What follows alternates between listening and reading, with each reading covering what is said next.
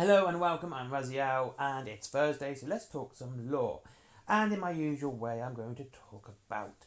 Let's do a bit of a deeper dive into the Trident realms of Nertica and their races. Right, there's.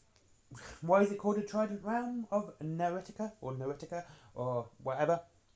It's because there's three different kingdoms.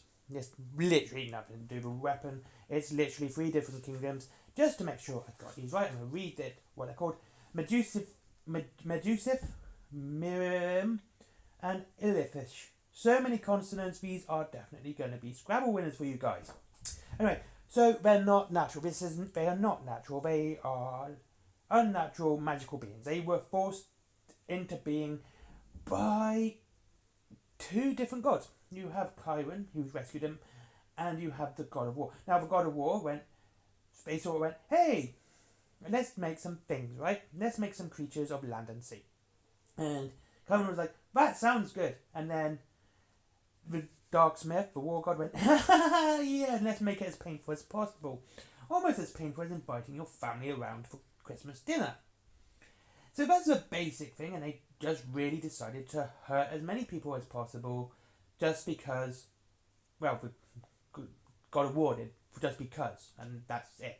There's no other reason. He just thought it'd be funny that their transformation would be as painful as possible because of reasons. So he did that, and so we got all these fantastic creatures that live in the sea and water in general, but they also sort of come from the land as well, but not just sea creatures, they're sea and land, but they never feel like they should be part of either. And there's four major races. There is a fifth one I will be discussing, but to be honest with you, this is the sea we're talking about, and it's very big and very deep, so there's probably a lot more. And they just use everything. Now, here's the thing. They are people here, just this race, which are, like I said, mixed of stuff. They got like sea donkeys and nasty monsters, though most humans and land races, such as the elves and dwarves, would call them fishmen or fishmen. And yeah, that's basically it. They are fishy people. They came from the work of two gods. One deciding that they should be the transformation should be as painful as possible. The other one go, yeah, let's sort of move him away and save him from the wicked god, though he's not exactly the nicest person at the same time. Now, the first race we're going to talk about is the Naiads. The Naiads. It's spelled Naiads, and these are the most common Noeticans that people would see. These are the basic foot troops, and these are the very, just the average ones. And they're all women, which is interesting. Now, they are graceful, they come in mass numbers, and they're very, very good at fighting. They're very graceful. They've got like that elvish part of it. They might actually be part elvish, given the way that they look and the way that they act. So, but they kind of, they have a bonus to being women. But say a captain has been at sea for several months, and now his scurvy-ridden first mate is starting to look a lot more attractive than when they set off sail. And just as he's about to make his move on his first mate, he's gone, oh, look at that pretty woman on the rocks. And the naiads will be like, ooh, look at me, I'm so pretty, I'm a pretty girl, look at my big boobs. And the captains go, hey, let's go and, have fun with those fishy people because girls are more attractive and scurvy. So they go over there, and all of a sudden they've hit massive rocks and died. So that's a fun thing they do, and they probably enjoy it because they think it's funny. And they're also good at using the great sea monsters of Pannithor as mounts.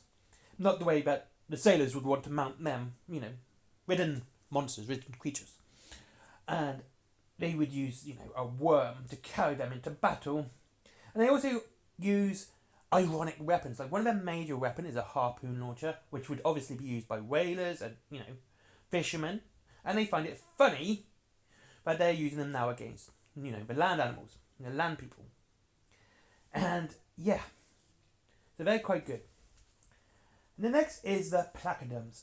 Now these are really tough. These are like the Hardy Boys. The Hardy Boys. Now there's the wrestling one, and there's the boys from South Park. Which anyway, now these are the toughy guys. They're big, they're hard, they got massive shells, and they really they are the one of the standard guards. I can't say one of the standard guards because we're gonna get to a different one. But as of the ocean, they are the patrollers. They stand guard of the ocean, and there is a difference because the river guard are more in. They guard rivers, and so they're sort of like, hey, we'll do this. But when there's war, they're like the first to sign up as well. But they really like fighting. They're very much a predator, and they really want to kill everything. They literally think that anything that's not them and they consider lesser than them is good for a good old hunt, and they just all go that way, and sorry about that, and just kill things because fun. Yeah, they are absolutely, and they just literally just beat the hell out of it. They're big and they're strong, and they will quite happily just beat the hell out of everyone with pikes and other form of close combat weaponry.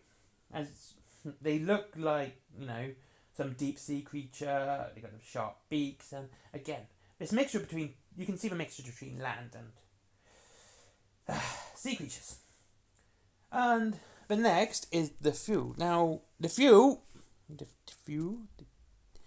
they look like mini Cthulhu. They are mini Cthulhu, and I mean that in the most literal sense, because we kind of know what they are made from, what two creatures from the sea and the land that they came from, and it's octopuses. Yes, it's octopuses is also a correct way of saying it, not just octopi, in before the comments, and halflings. I mean, you gotta be really cruel to want to do that to a halfling. Like, the halflings like they're the smallest guys. That's really, really just kind of cool. Just go, hey, halfling, I'm gonna stick a squid on your head. Oh, it doesn't hurt too much. Now wait. Ah, my face! It's absolutely painful. Why are you doing this to me? So yeah, they look like Cthulhu, halfling Cthulhus, basically, and that's it. But they are very magical. They are the most magical out of all of the races in the Trident realms. And even the elders are literally the most powerful magicians and sorcerers of the entire Trident realms. Of all the Naratican races, they are the most powerful. They have mostly, of course, the elemental power of water, because, that's the entire theme of its army, water. And they can summon, like, the biggest beasts. Like, okay, we're not just talking about big to them being halflings, like, a dog. But, they can just literally bring these massive beasts to battle. Or, for a bit of a roll, they can just make a raging storm and just scatter entire enemy fleets. So they are really the race with the Napoleon complex, basically. Then you got the River Guard. These are frogs. They're just frogs, and they guard rivers. There, it's in the name. And the thing is, this is the thing. They are more inland. They don't really go out to the sea. They are fresh water, and they kind of do have another. Not only do they guard rivers, they also pass messages down what might become down the estuaries, because they lead to the sea. So they could, if they can't stop, an enemy boat or whatever going down the estuary, and they can literally warn the rest of the Trident realms what's on their way. They are more like a scout unit, a scout race that go out the way to just annoy people. They like blow dots as well, and they're frogs, and they ride frogs, which is just amusing. Now, the final race is the Trident Kings themselves. Now, literally no one knows what they are. They have no clue. The Neuroticans use a oral history and genetic memory as well, which is just passed down via genes and basically racial memory, and nothing's written down. Nothing's written down really, so no one really knows much. Now there are a few scholars. My language is just so bad today. Of Euridul, and Cyrilia. Now they've said they studied these texts, which are on scrolls of railhide. Now, like I said, no, Noeticans do not write stuff down. Like, it's all genetic memory. It's all passed down. So there you go. And what these are, they are basically gods. In in all ways to the Noeticans. And some of these scraps, the scrolls, actually say they might actually be gods. And they're coming back. Now, apparently, what they believe is that these were fragments of divinity, fragments of gods that were cast down into the ocean to get rid of them because it's big, deep, and wet. And during the God War. Now, I will go into the God War more later. And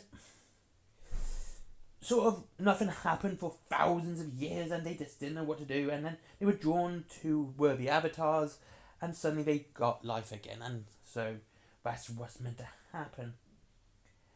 So that is a sort of deep dive kind of into the Trident Realm races. Now, what's really interesting about this is just that they do have lots of weirdness to them, and I think what's interesting is when you look at the halflings being mixed with octopi or octopuses, again, both work, both are correct, or the placoderms, or even the naiads, which are literally just women who are willing to sit on rocks and crash ships because they think it's fun. And there is so many more as well, which I haven't gone through, which have... but these are the big main four. Okay? These are the big main four. There's ones that look like they're trolls, they have big giant things, and just so much more. And it's so cool.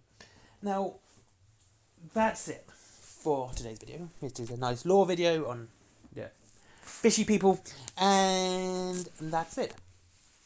Thank you very much for watching. I hope you enjoyed this video on like I said, the Trident Realms, and I'll see you on the next one. If you wish to save money on your wargaming, you can get up to a 20% discount on your models from Wayland Games down below. Also free delivery after £20, and they got their points thing as well, which is really good, which mounts up to about an extra 1% off, which is really cool. There is Forbidden Planet for comics, DVDs, mangas, my comics and my merchandise as well. That's all down below. And Skyforge, don't forget that. And finally, Patreon because business. Bye bye.